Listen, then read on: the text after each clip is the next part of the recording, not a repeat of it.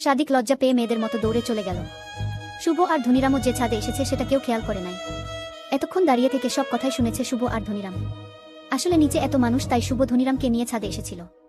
সবাই যখন শুভকে ছাদে দেখল অবাক হয়ে গেল। আর শুভর ড্রেস আপ, হেয়ারস্টাইল, ফিটনেস দেখে তো আরো অবাক। শুভ ছিল কি আর হয়েছে, শুভর মুখে কেউ হাসি দেখতে পারতেছে না। শুভ যেই না চলে যাবে অমনি মেহেরিন, শুভ প্লিজ চলে যেও না, এই যে সবাই এসেছে সবার মুখে আসল সত্যিটা শোন। মেহেরিনের এমন ডাক শুনে শুভ আর পা বাড়াতে পারল না। শুভ আবারও পিছনে ঘুরে দাঁড়ালো ওদের দিকে হয়ে। ধনিরাম শুভর হাত ধরে টানতেছে, কিন্তু শুভ সেখানেই দাঁড়িয়ে থাকলো। ইতিশ, শুভ আসলে আমি তোমাকে পছন্দ করতাম, ভালোবাসতাম বলেই সেদিন মোবাইলে এডিট করা ভয়েসের ভিডিও দেখিয়েছিলাম। সত্যি বলতে মেহেরিন তোমাকে অনেক ভালোবাসে। আমি নিজেই দেখেছি তোমার প্রতীক্ষায় প্রতিটা দিন প্রতিটা রাত পার করেছে। তুমি কসম দেওয়ায় তোমার ঠিকানা আমি মেহেরিনকে বলি নাই। মালা, আসলে আমাদের আপনাকে দেখে হিংসা হতো। কারণটা সোজা, আপনি সব সময় হাসি মুখে থাকতেন। আপনার মন খারাপ কখনো দেখি নাই, মন মরা হওয়াও দেখি নাই, তাই সেদিন ওই কাজটা করেছিলাম। কনাত কিন্তু বিশ্বাস করেন, আমরা যদি জানতাম এত কিছু হবে তাহলে জীবনেও এরকমটা করতাম না। সেতু মেহেরিন সত্যি আপনাকে খুব ভালোবাসে। মেহেরিনের কাছে কত ছেলে প্রেমের প্রস্তাব নিয়ে এসেছিল, তবুও সে আপনার কথাই বলতো। শুভ, আরে বাহ, খুব নাটক জানেন দেখতেছি। একজন ভিডিও করে সেটা এডিট করে আমাকে দেখায়, আবার আমার মুখের হাসি দেখে হিংসা হয়। আর কি আমার জন্য আপনাদের বান্ধবী অনেক প্রেমের প্রস্তাব প্রত্যাখ্যান করেছে। সত্যি আপনাদের সবাইকে মেরিল প্রথম আলো পুরস্কার দেওয়া উচিত। ধনিরাম, কি স্যার, কোথায় কাদের সাথে কথা বলে সময় নষ্ট করতেছেন, যারা কিনা আপনাকে দেখে হিংসা করত। আর সেই সব বান্ধবীর কথা মতো চলত মেহেরিন। মেহেরিন, আমি জানি আমি ভুল করেছি, ভুল ছিলাম, কিন্তু আমার ভালোবাসা তো মিথ্যা নয়। আমি তোমাকে আর তোমার দাদিমাকে তো কথা দিয়েছিলাম, মৃত্যু ছাড়া তোমার থেকে আমি আলাদা হব না। শুভ, এই মেয়ে নাটক কম করেন। আমার দাদিমাকে এখানে টানবেন না। যেদিন দাদিমা আপনাকে তার পাশে বসিয়ে এত করে বোঝালো তখন বুঝেন নাই।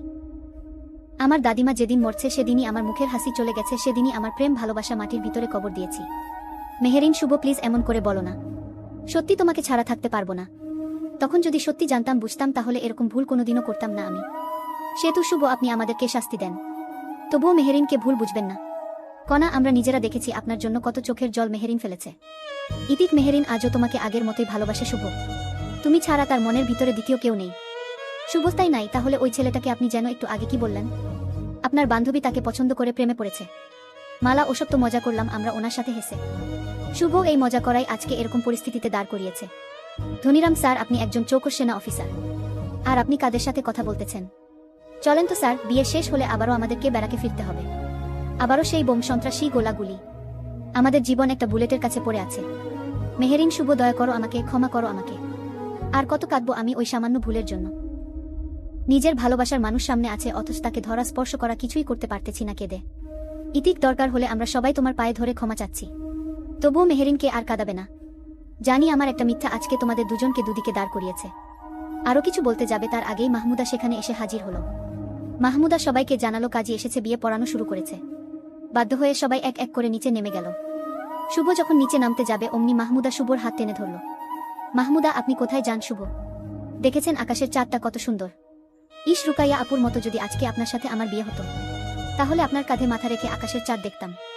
ধনিরাম, আকাশের চাঁদ দেখার ইচ্ছেটা অন্য কারো সাথে করো বুঝলে, আমাদের স্যারকে পাওয়া অতটাও সোজা নয়। মাহমুদা, শুভ এনাকে আরও শাস্তি দেন তো। আমি আজকেই আব্বুকে আপনার আর আমার প্রেমের বিষয়টা বলবো। একে তো মেহেরিন, তার বান্ধবীগুলো, তার উপর উটকো ঝামেলা এই মাহমুদা। শুভ এবার হাত যত উপরে ওঠে হাত তুলে মাহমুদার গালে ঠাস করে দিল। মুহূর্তেই জায়গাটা নীরব আর শীতল হয়ে গেল। মাহমুদা মাথা তুলে দেখে শুভর চোখ রাগে আগুন বের হচ্ছে। মাহমুদারও জেদ হলো। মাহমুদা, একবার যখন পছন্দ করেছি, ভালোবেসে ফেলেছি, তখন আর ছাড়তেছি না। আজকেই আব্বুকে আমি এই বিষয়টা বলে দিব, আর বিয়ের পর এই থাপ্পড়ের উচিত জবাব দিব আমি।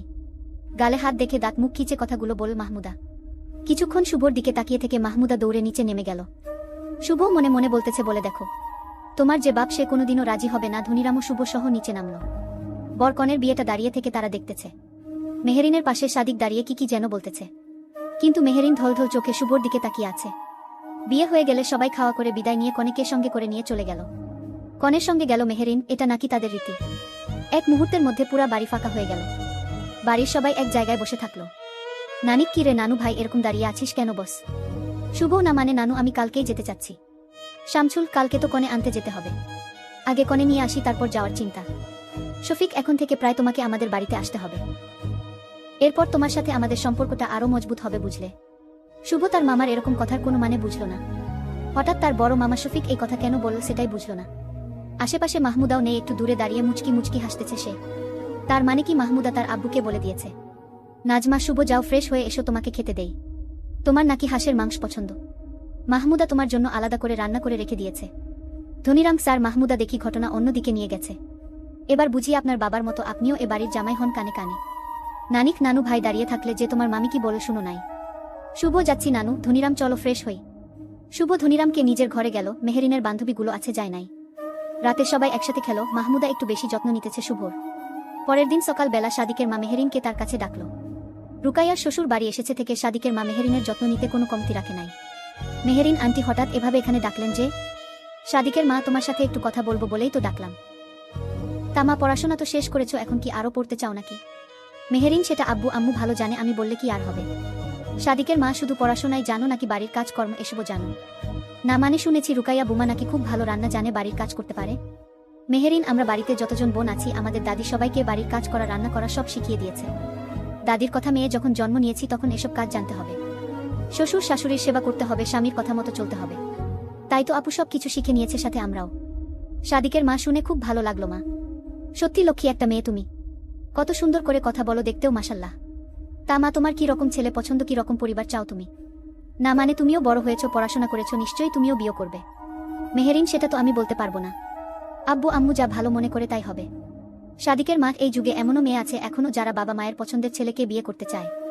এখনকার ছেলে মেয়ে তো নিজের পছন্দ করা ছেলে মেয়েকে নিজেরাই পালিয়ে নিয়ে, না হলে পরিবারকে বাধ্য করে বিয়ে করে। তুমি বসো, আমি চা নিয়ে আসি, এরপর থেকে তোমাকেই আমার জন্য চা বানিয়ে দিতে হবে। সাদিকের মায়ের শেষের কথার কোনো মানেই বুঝল না মেহেরিন। এমন সময় রুকাইয়াকে ঘর থেকে বের হতে দেখে তার কাছে গিয়ে বসল। মেহেরিন বারবার শুভর কথা ভাবতেছে, সাথে এটাও ভাবতেছে কখন তার পরিবারের লোক এসে তাদেরকে নিয়ে যাবে। এখানে থাকতে তারও যে ভালো লাগতেছে না। শুভর কথা মনে পড়তেই বুকটা ধুকপুক করতেছে তার। এমন সময় সাদিকের মা সাদিক, মেহেরিন আর রুকাইয়ার কাছে এসে